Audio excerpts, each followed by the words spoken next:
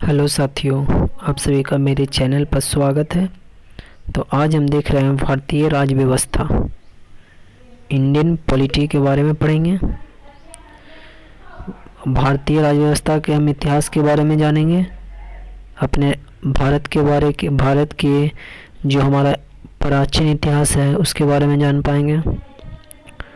तो देखिए, इसके अंतर्गत भारत का संवैधानिक विकास, कॉन्स्टिट्यूशनल डेवलपमेंट ऑफ इंडिया।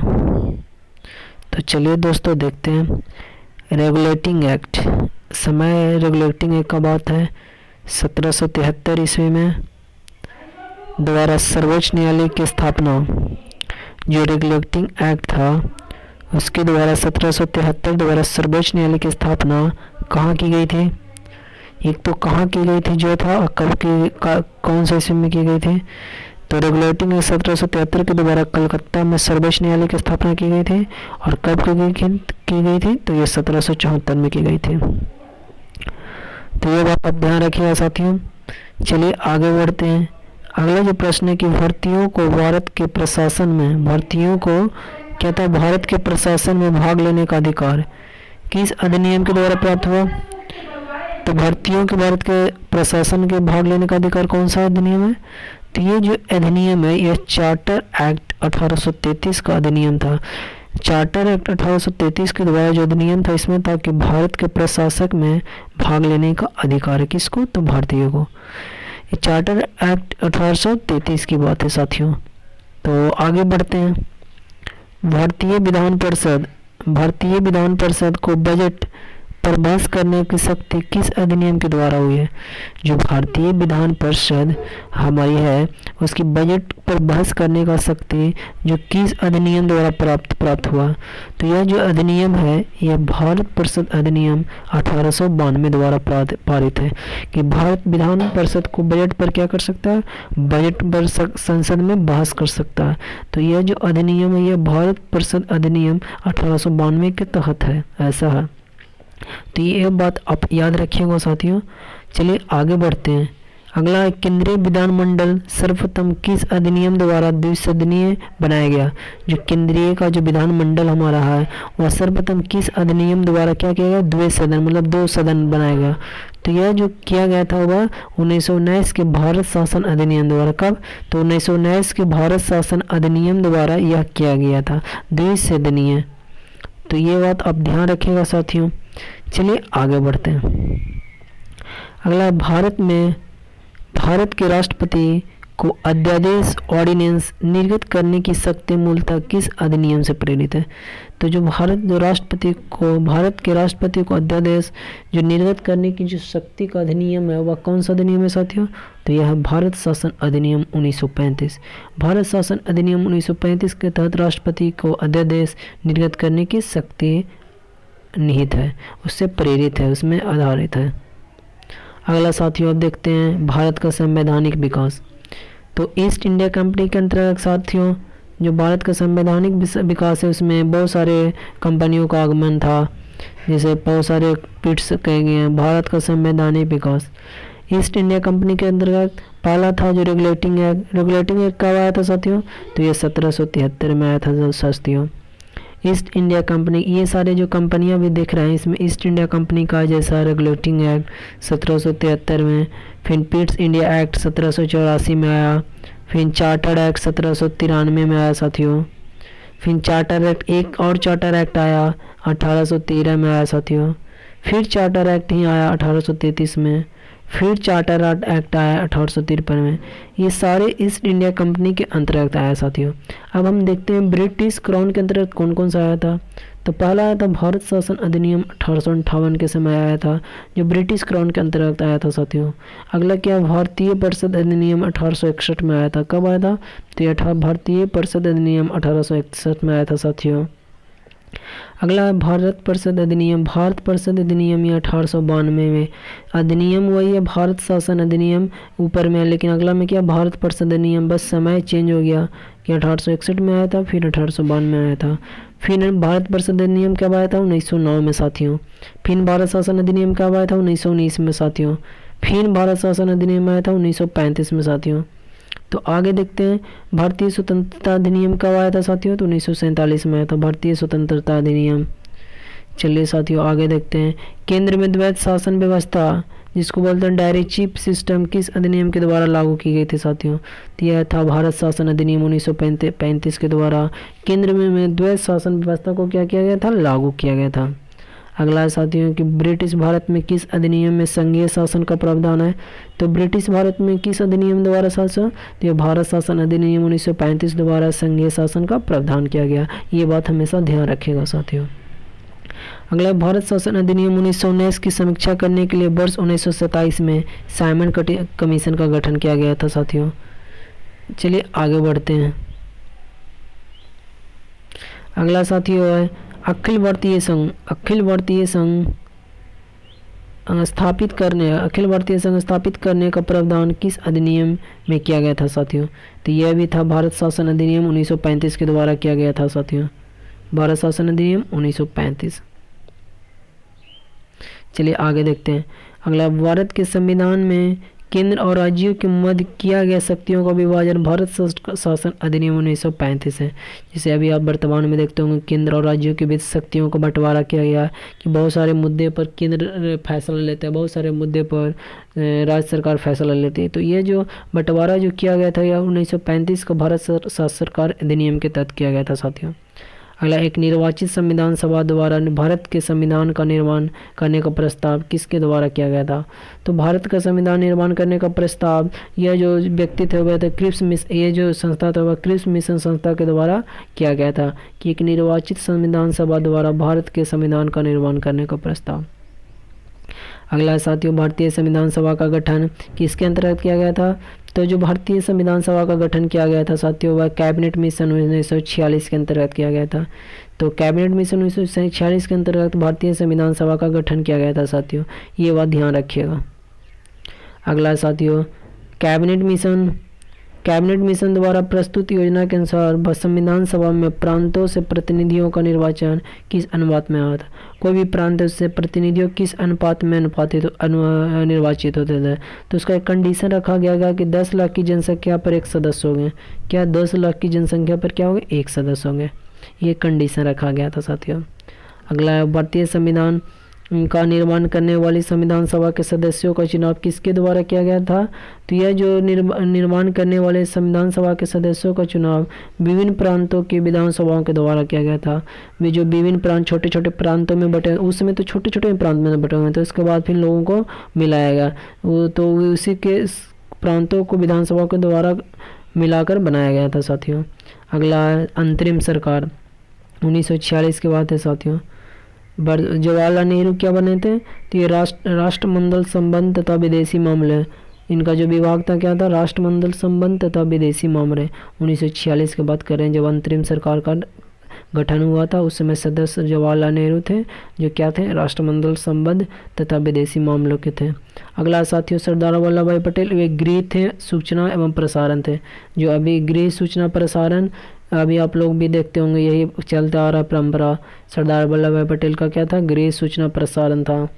अगला, डॉक्टर राजेंद्र प्रसाद क्या थे? तो ये खाद्य एवं कृषि थे। अगला, जॉन मथाई क्या थे? उद्योग एवं नागरिक आपूर्ति। उद्योग धंधा से संबंधित और नागरिकों को आपूर्ति से संबंधित जॉन मथाई के जिम्मेदारी था ये। अगला, जगजीवन राव क्या थे? तो ये श्रम मंत्रालय थे, श्रम शक्ति इनके अधीन में दिया गया था। अगला, सरदार बलदेव सिंह तो ये क्या थे? रक्षा से संबंधित, डिफेंस से संबंधित थे। अगला साथियों, लियाकत अली खां ये वित्त मंत्री थे, वित्त के कार्य को संभालते थे। अगला साथियों, सी राजा गोपालाचारी ये शिक्षा एवं कला को संभालते थे। तो ये आगे देखिए साथियों।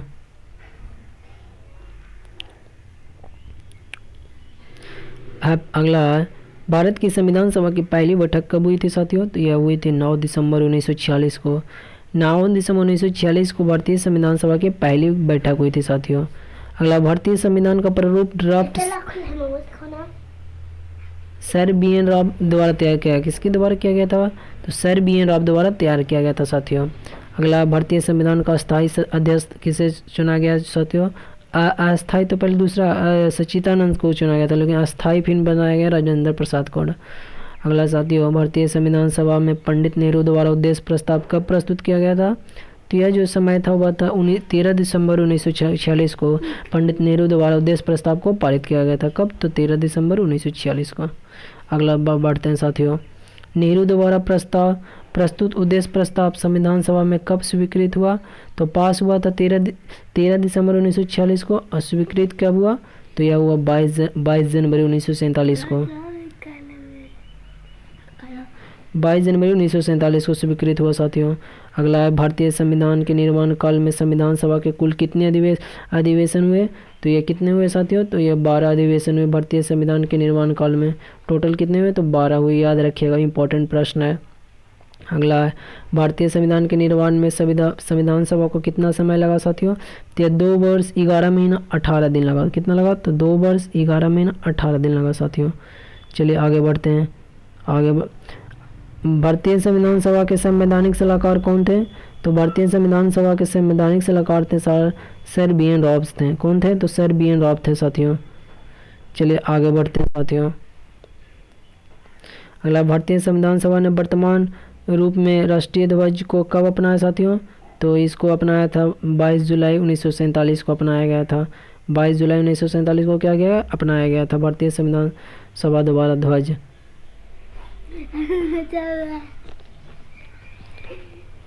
अगला है साथियों, संविधान सभा की प्रथम बैठक के अध्यक्ष डॉक्टर सच्चिदानंद सिन्हा जो अस्थायी अध्यक्ष है जिन्होंने की थी। उसके बाद अस्थायी अध्यक्ष किनको बनाया गया? तो राजेंद्र प्रसाद को बनाया गया साथियों। अगला, भारत का संविधान कब स्वीकार किया गया? तो यह 26 जनवरी 1949 को स्वीकार किया गया था साथियों। अगला, भारतीय संविधान पूर्णतः कब लागू हुआ था? तो यह हुआ था 26 जनवरी 1950 को पूर्णतः लागू हुआ था। अस्वीकार किया गया था 26 नवंबर 1949 को साथियों।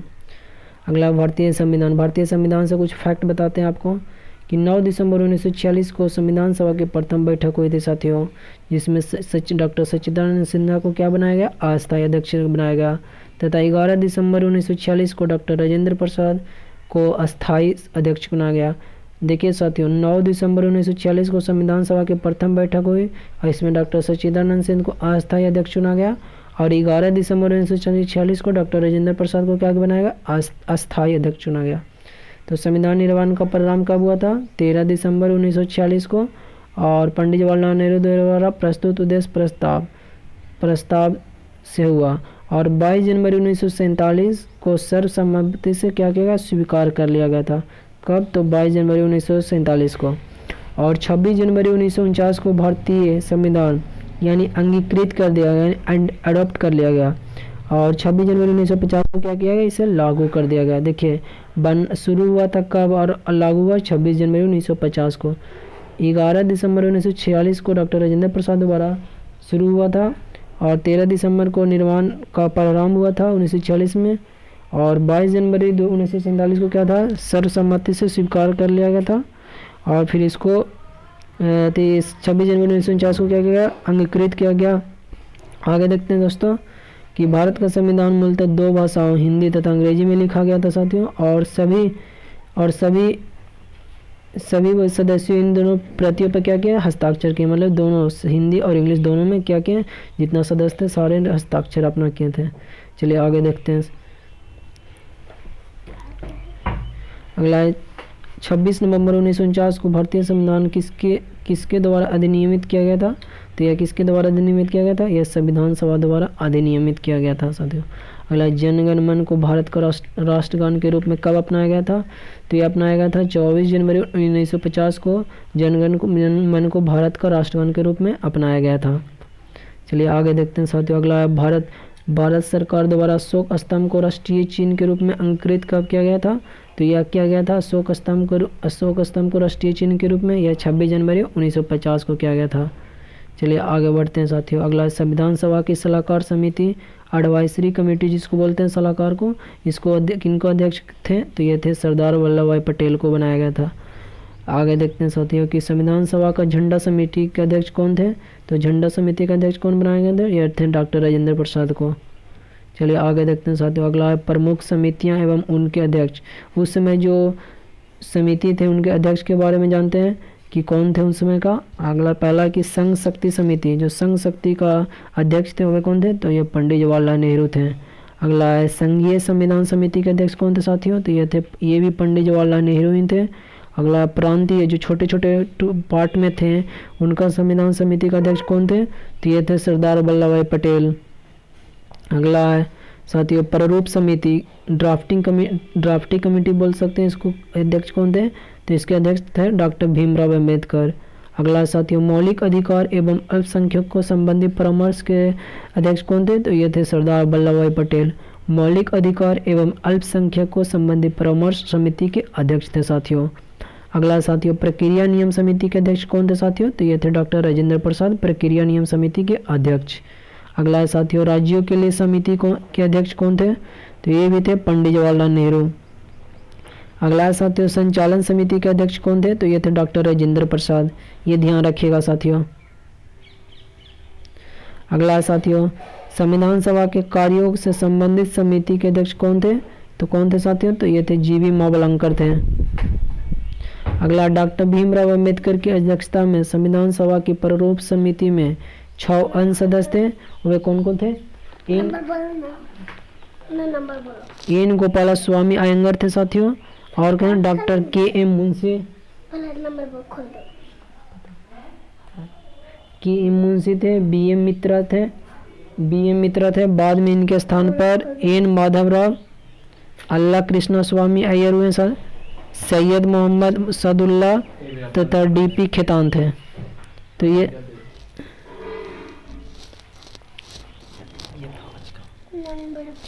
तो ये था आज का